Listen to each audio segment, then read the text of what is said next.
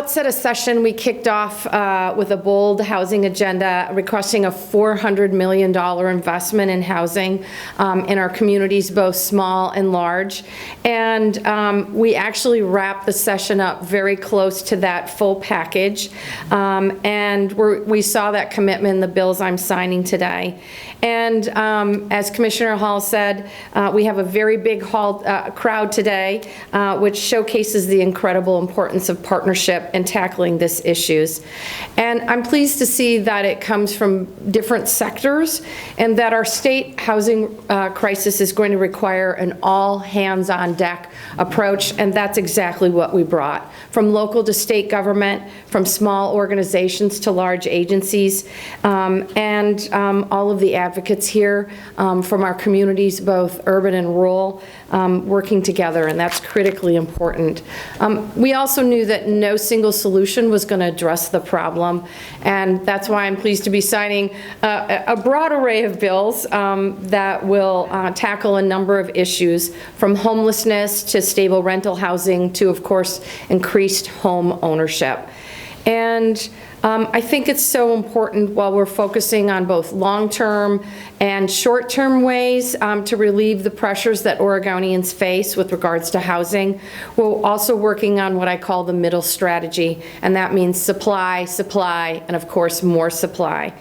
So I just am so pleased that after the legislative session that we're moving in the right direction to make sure that we're helping make Oregon more affordable for everyone. I also want to thank our Housing Stability Council for your incredible work bringing affordable homes to low-income communities across the state. I don't know how many members in addition to Commissioner Hall we have here from. Yep. Okay, great, thank you. Thank you, Sarah, thank you very much. What I love about the work of the Housing Stability Council is that they've really focused their work on our underserved communities, our rural communities, our communities of color, and our low-income communities. And that's exactly, I think, the right priorities for the state of Oregon. Increasing supply is incredibly important. The resources that OHCS will receive through their new budget will get us to the goal of tripling our pipeline, from bringing on 8,000 new affordable homes earlier this year to a goal of bringing on more than 25,000 in the next couple of years.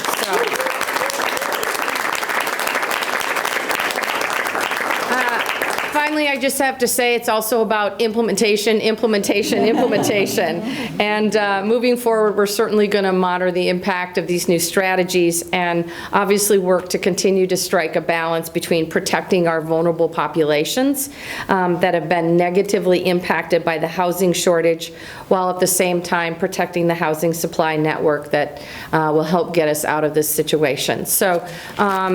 We've accomplished a lot, much more work to be done, but I'm so pleased to see not only the leaderships, the partnerships, and the vision shown by Oregonians that will ensure that more Oregonians across the state will have access to safe, warm, dry places to call home. So let's sign the bills. Yeah.